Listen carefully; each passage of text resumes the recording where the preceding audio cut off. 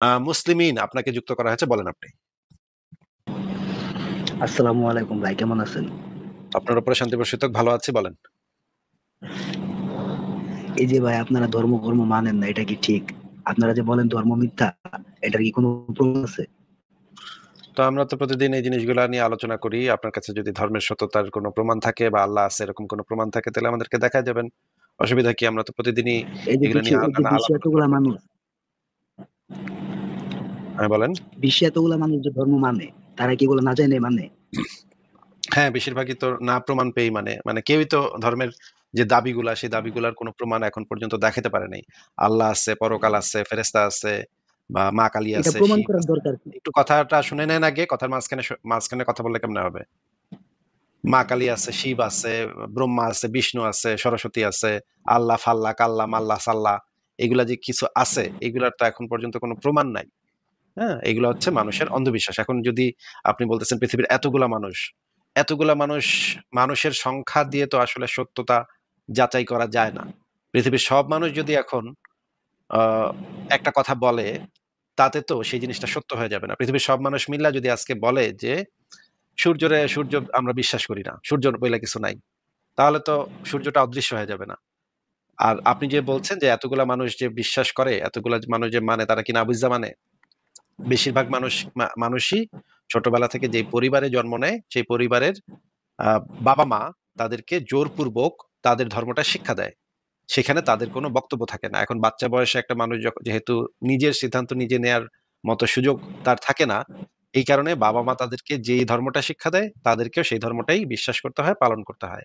এইটা পৃথিবীর একটা প্রচলিত নিয়ম। যদিও নিয়মটা ঠিক না, জিনিসটা ঠিক না, কিন্তু এটাই প্রচলিত নিয়ম। তো আপনি যেটা বলতেছেন যে পৃথিবীর এতগুলা মানুষকে তেলে ভুল করতেছে, এতগুলা মানুষ যে করতেছে, এটা কি মানে নাবিজাই করতেছে?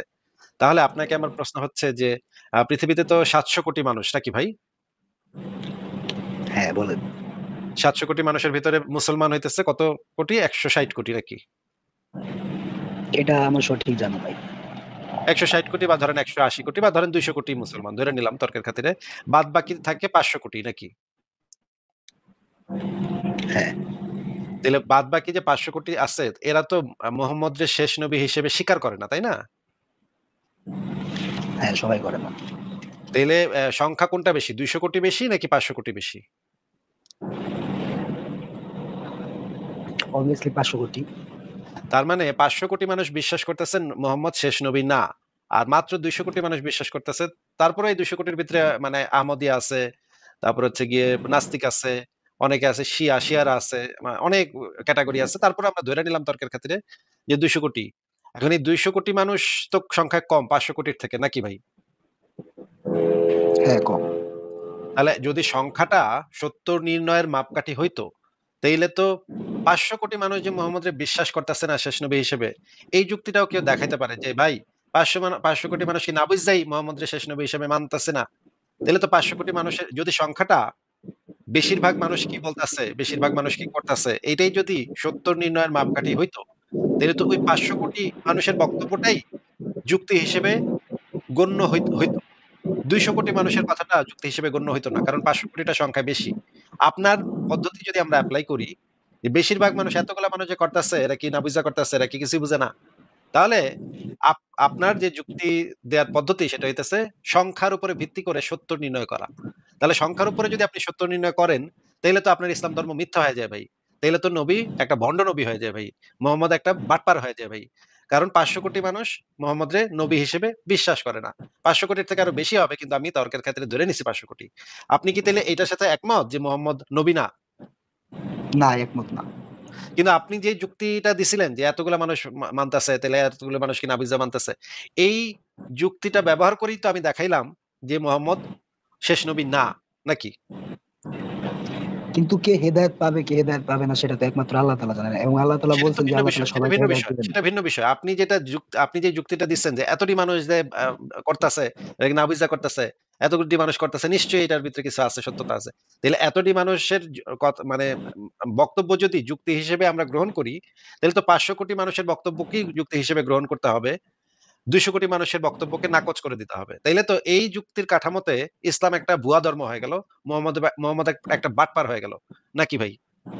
আমার যুক্তি যুক্তি কি আপনি বুঝেন যে যুক্তি কিভাবে দিতে হয়? হ্যাঁ, বুঝি। যে আপনি যে একটা যুক্তি দেওয়ার চেষ্টা করছেন তো, তাই না? যে এতটি মানুষ সংখ্যা এত বেশি, এতটি মানুষ বিশ্বাস করতেছে, তাইলে তো এটাই সত্য হইব। এইভাবে যখন আপনি যুক্তিটা দিচ্ছেন, তখন এই একই পদ্ধতি ব্যবহার করে আমি দেখাই দিচ্ছি যে আপনার ধর্মটা তাইলে একটা ভুয়া ধর্ম। আপনি কি আমার যুক্তিটা বুঝতে পারছেন? হ্যাঁ, বুঝতে পারছি। কিন্তু আপনি যে কিন্তু কথা এই বলছেন যুক্তিটা কিন্তু ৫০০ আমার কোটি না। মানুষ তো আর এই যুক্তিটা কিন্তু আমার না। এই যুক্তিটা আপনার যুক্তি। আপনার যুক্তি হইতে আমি কিন্তু এই যুক্তি দেই নাই। হ্যাঁ? আমি কিন্তু কই নাই যে বেশিরভাগ মানুষ একটা কিছু মানলেই এটা সত্য হয়ে যায়। এটা কিন্তু আমি বলি নাই। এটা কিন্তু আপনার যুক্তি। আপনার যুক্তিটা দিয়া আপনার ধর্মটারে আমি মিথ্যা প্রমাণ করলাম। ঠিক আছে? আপনি এভাবে বললে তো আর ধর্ম মিথ্যা প্রমাণিত হয়ে যাইতেছে না। আপনি কারণ তো ৫০০ কোটি মানুষ যারা আছে আপনার যুক্তি ছিল একটু আগে। একটু আগে আপনি এই যুক্তিটা দিছেন যে এতটি মানুষ কি ভাই তাইলে না বুইঝা করতেছে। তাইলে এতটি মানুষ করতেছে যেহেতু, সেহেতু তো এটা তো সত্যই হইব। তো এতটি মানুষ করতেছে এটা হইতেছে আপনার কাছে সত্য নির্ণয়ের একটা মাপকাঠি। যে এতটি মানুষ যদি কোন কিছু করে তাহলে তো এটা সত্যই হইব। তাহলে এতটি মানুষ ৫০০ কোটি মানুষ বিশ্বাস করতেছে মোহাম্মদ শেষ নবী না, তাহলে তো মোহাম্মদ শেষ নবী না। তাহলে তো প্রমাণ হয়ে গেল আপনার যুক্তির কাঠামো ব্যবহার করে আমি আপনার ধর্মটারে মিথ্যা প্রমাণ করলাম। আপনি কি কিছু বুঝেন নাই নাকি? হ্যাঁ ভাই বুঝছি কিন্তু আপনি যেগুলা আপনার করতেছেন মাথায় কি এটি ঠিক না। আপনার মাথায় কি ঢুকতেছে যে আমি কি বলছি সেটা কি আপনার মাথায় ঢুকতেছে? হ্যাঁ, ঢুকছে। আপনার যুক্তি ব্যবহার করে যে আপনার ধর্মটারে আমি মিথ্যা প্রমাণ করলাম, এটা আপনি বুঝতে পারছেন? নাকি এটা বুঝেন নাই?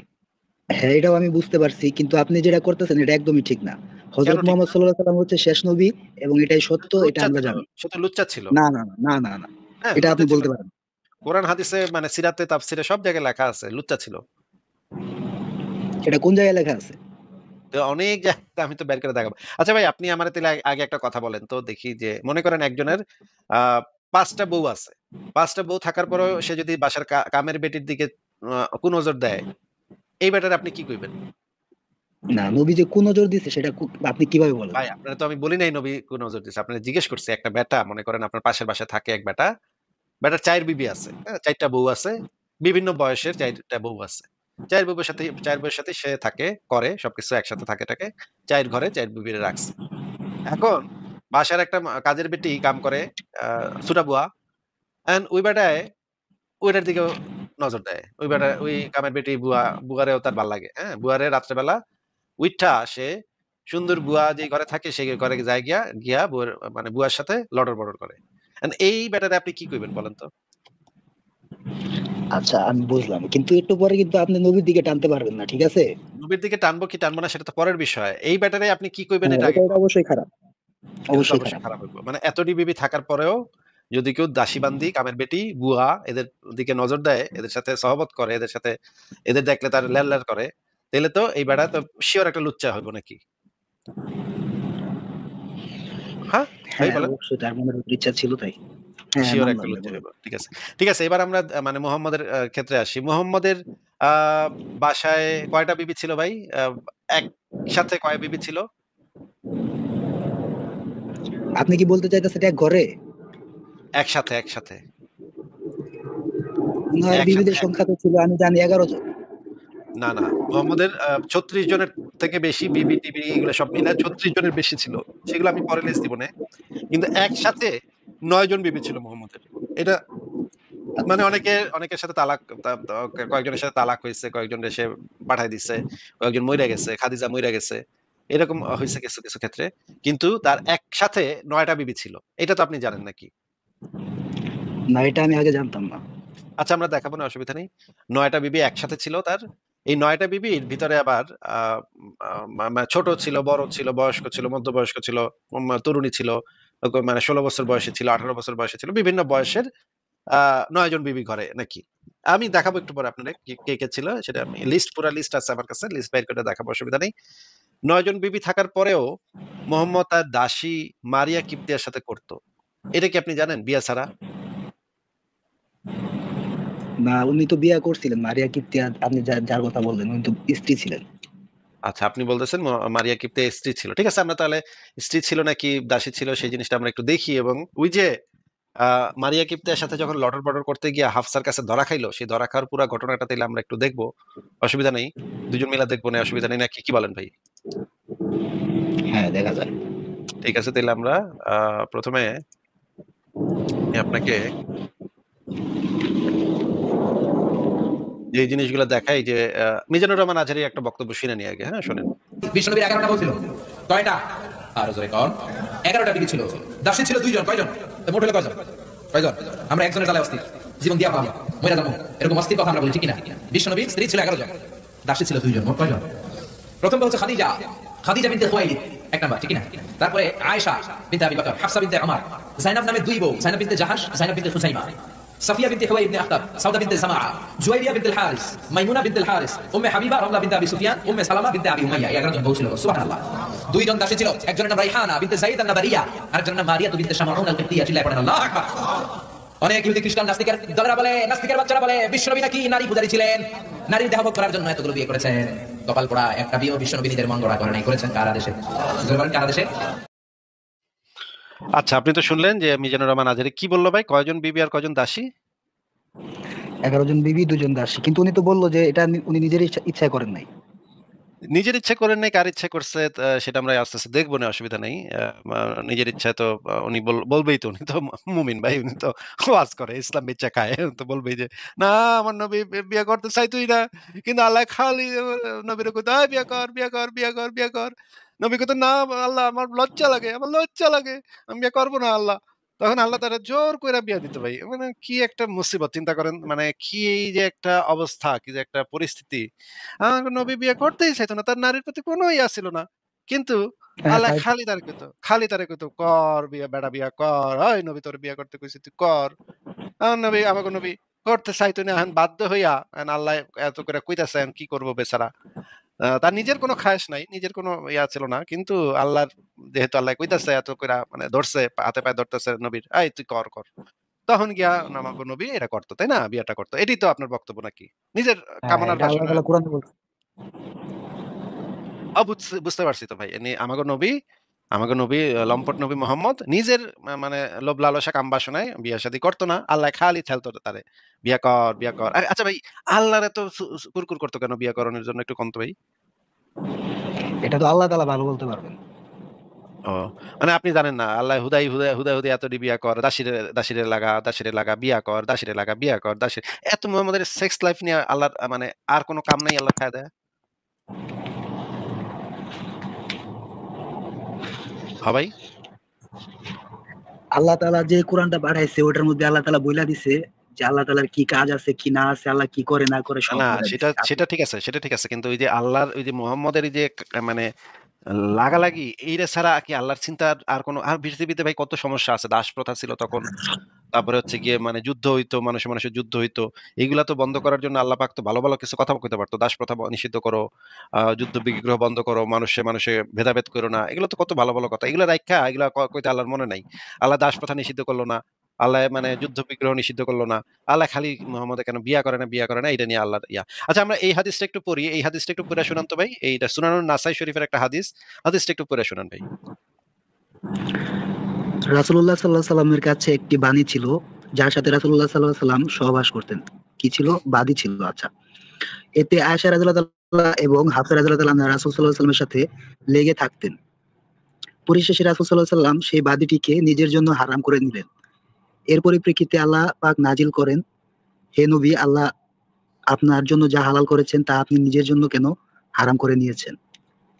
আচ্ছা, এই এই যে এই হাদিসটাতে কি বলা হচ্ছে ভাই, যে মোহাম্মদ কার সাথে করতো, নিজের বউয়ের সাথে নাকি বাদীর সাথে?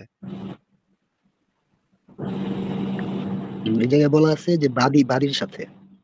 তো বাদী জিনিসটা কি, একটু বুঝায় বলেন ভাই। বাদী জিনিসটা হচ্ছে দাসী বা কাজের লোক, যেটাকে বলি আমরা। ও, তারপর এইটার জন্য আয়েশা তো মোহাম্মদের বউ, আর হাফসা তো মোহাম্মদের বউ নাকি? হুম। মোহাম্মদ যে এই যে দাসীবান্দির সাথে লাগালাগি করতো, এগুলো দেখা আয়েশা এবং হাফসা এটা চেচ্ছে নাকি? হ্যাঁ। চেইত্তা তারপরে মানে মোহাম্মদরে করতে দিতে চাইতো না, তখন মোহাম্মদ কি কইছে, এই বাদীটাকে নিজের আচ্ছা, জন্য করতে হারাম করে দিতে নিল। চাইতো না, এটা আপনি কিভাবে বলেন? ওটা আমরা দেখাবো না, আমরা আস্তে আস্তে তাফসীর গুলো বের করবো না, অসুবিধা, আমার কাছে সব আছে ভাই, সব আমার কাছে একদম ডাটাবেজ মানে বানায় রাখছি। আপনি পুরা শয়তানের পুরা মস্তিষ্কটা নিয়ে বসছেন, তাই তো? পুরা মানে সব নিয়ে বসছি একেবারে, একদম সব আছে। কোন দিক দিয়ে ফাঁক ফোকর পাইবেন না ভাই, ফাঁক ফোকর দিয়ে যে আপনি চিপা দিয়ে পালাই যাবেন, চিপা দিয়ে একটা মানে ভুংচুং মারবেন, মিথ্যা কথা কইবেন, পারবেন না ভাই, এখানে সম্ভব না। সব ফুটা বন্ধ করে রাখছি, হ্যাঁ? সব নিয়া বসছি, অসুবিধা নাই। আপনি একটু বলেন যে আপনি তো কইলেন একটু আগে যে মোহাম্মদ তো দাসীবান্দির সাথে করতো না। এইখানে তো দেখা যাইতেছে দাসীবান্দির সাথে করতো এবং এইটা নিয়া আয়েশা এবং হাফসা মুহাম্মদের উপরে বিরক্ত ছিল এবং মুহাম্মদ এরপরে ওই বাদীটারে নিজের জন্য হারাম করে নিছে। মানে মুহাম্মদ কইছে যে আমি আর ওই বাদীর সাথে করব না। তখন আল্লাহ পাক আয়াত নাযিল করছে, তোমার জন্য তো এটা হালাল করছি, তুমি করবা না কেন? করো, বান্দির সাথে করো, বান্দির সাথে করবা না কেন? হে নবী, তুমি বান্দির সাথে বান্দি লাগাইবা না কেন? বান্দি লাগাও, বান্দি লাগাও, বান্দি লাগাও, দাসী বান্দি লাগাও। মানে দাসী বান্দি লাগানোর জন্য আল্লাহ মুহাম্মদের থেকে আল্লাহ বেশি পেরেশান দেখা যাচ্ছে। মানে মুহাম্মদ কেন বান্দিরে লাগায় না? আল্লাহ এটা দেখা খুব মজা নিত। আল্লাহ এই মজাটা নিতে পারতেছে না। বান্দিরে কেন মুহাম্মদ লাগাইতেছে না, এই জন্য আল্লাহ পাক ৭ আসমানের উপরে খুবই পেরেশান দেখা যাচ্ছে, বোঝা যাচ্ছে। আল্লাহ পাকের মাথায় মনে হয় চুল পড়ে যাচ্ছে, গরম হয়ে গেছে মাথাটা, হারে আল্লাহ পাকের চান্দিটা পুরো গরম হয়ে গেছে, যা মোহাম্মদ কেন এই বান্দির সাথে করতেছে না। ভাই আপনি একটু কম তো ভাই, যে এইখানে মানে আল্লাহর এত কুরকুর কেন? মোহাম্মদ বান্দির সাথে করতেছে কি করতেছে না, এটা নিয়ে আল্লাহর এত মানে পেরেশান কেন আল্লাহ পাক? বুঝলাম না তো কাহিনী। অবশ্যই এখানে কোনো ভালো নিয়ত ছিল তাই। এটার ভিতরে একটা ভালো বিষয় নিহিত ছিল নাকি? হ্যাঁ, কি ভালো বিষয় নিহিত থাকতে পারে বান্দির সাথে করা? এতগুলা বিবি থাকার পরেও বাসার বা দাসী বান্দির সাথে করা, এটার ভিতরে কি ভালো নিহিত থাকতে পারে যদি একটু বুঝাই দিতেন। এইটা তো ভাই আমার মাথায় আসতেছে না। ও, আপনার মাথায় আসতেছে না, কিন্তু এটার ভিতরে যে একটা মানে হিকমত আছে, এটা আপনি ঠিকই জানেন, কিন্তু হিকমতটা কি এটা জানেন না নাকি? না, এটা আমি বলতে পারবো না। কিন্তু ওই যে মানে আপনার বাসার পাশে যে কলিমুদ্দিন, সেই বেড়ায় যে মানে চায়ের বিবি রাইখা বান্দির সাথে দাসী বান্দির সাথে করতো, এই বেটাটা তো একটু আগে আপনি কইলেন এই বেটা লুচ্চা, ওই বেটারও তো কোনো একটা হিকমত থাকতে পারে নাকি? আচ্ছা, ওই লোকের তো আল্লাহ বলে না, আল্লাহ কি বলছে ওই লোকের? ওইটা ওই লোকে মানে মুসলিমদের জন্য এই জিনিসটা হালাল আছে, এখন পর্যন্ত হালাল আছে, বান্দির সাথে করা, তাই দাসী নাকি? বান্দির সাথে করা। হ্যাঁ, আমি পরে দেখাবো, আস্তে আস্তে দেখাবো আমরা। দাসী বান্দির সাথে করা এটা এখন পর্যন্ত হালাল আছে, কিয়ামত পর্যন্ত হালাল থাকবে।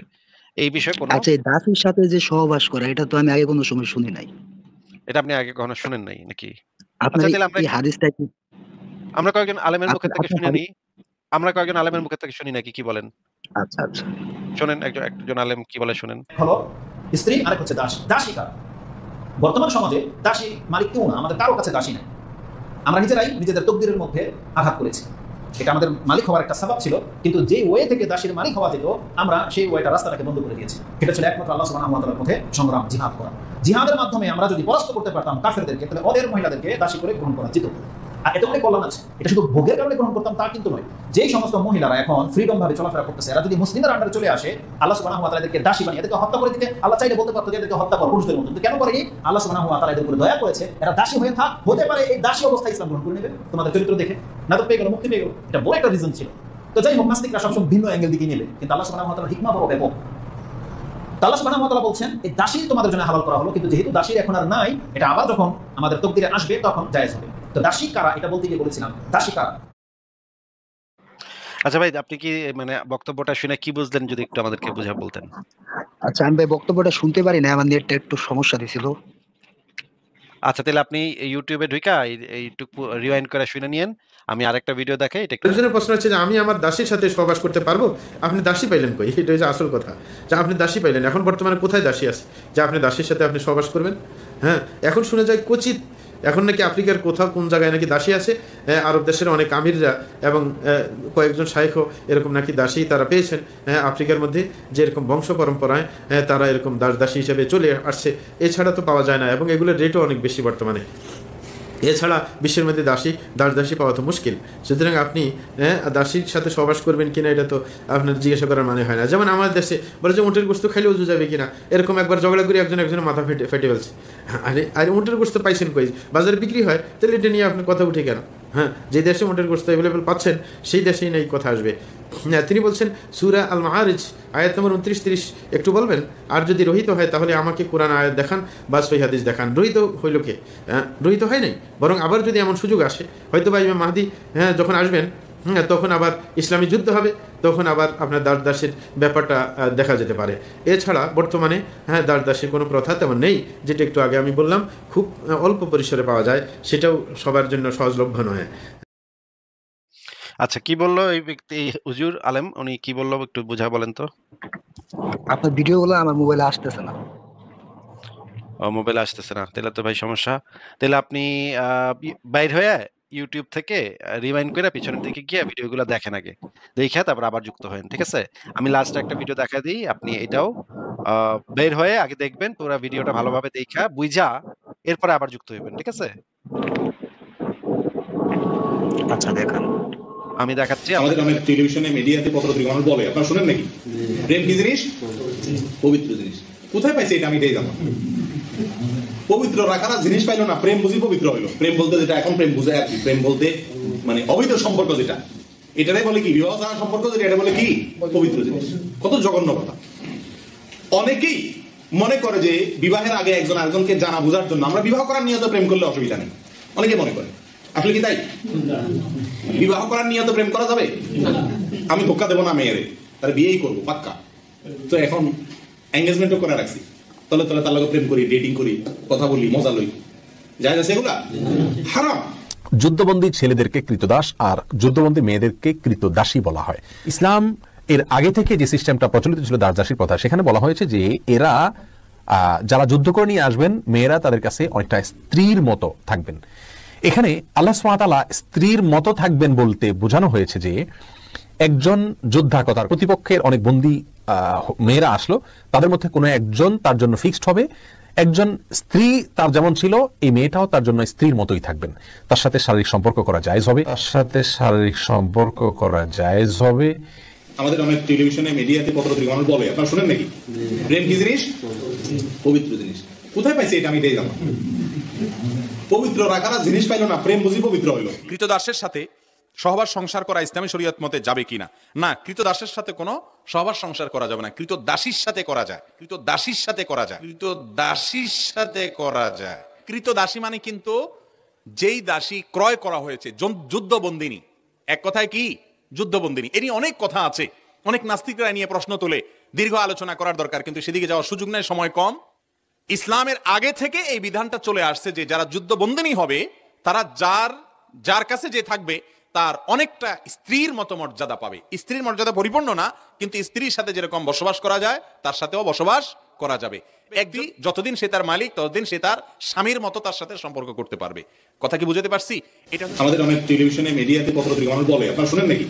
প্রেম কি জিনিস? পবিত্র জিনিস। কোথায় পাইছে এটা আমি এটাই জানলাম। পবিত্র রাখারা জিনিস পাইলো না, প্রেম বুঝি পবিত্র হইলো। প্রেম বলতে যেটা এখন প্রেম বুঝে আর কি, প্রেম বলতে মানে অবৈধ সম্পর্ক যেটা, এটাই বলে কি বিবাহ ছাড়া সম্পর্ক যেটা, এটা বলে কি পবিত্র জিনিস। কত জঘন্য কথা। অনেকেই মনে করে যে বিবাহের আগে একজন আরেকজনকে জানা বোঝার জন্য আমরা বিবাহ করার নিয়ত প্রেম করলে অসুবিধা নেই, অনেকে মনে করে। আসলে কি তাই? বিবাহ করার নিয়ত প্রেম করা যাবে? আমি ধোক্কা দেবো না মেয়েরে, তার বিয়েই করবো পাক্কা। তো এখন এঙ্গেজমেন্টও করে রাখছি, তলে তলে তার লগে প্রেম করি, ডেটিং করি, কথা বলি, মজা লই, যায় আছে এগুলা হারাম। শুনলেন আপনারা? মানে মানে অবস্থাটা কি, যে এগুলা হারাম, বিবাহ বহির্ভূত সম্পর্ক কি মানে হারাম, কিন্তু দাসের সাথে আরাম। বিবাহ বহির্ভূত প্রেম হারাম, কিন্তু দাসের সাথে খালি আরাম।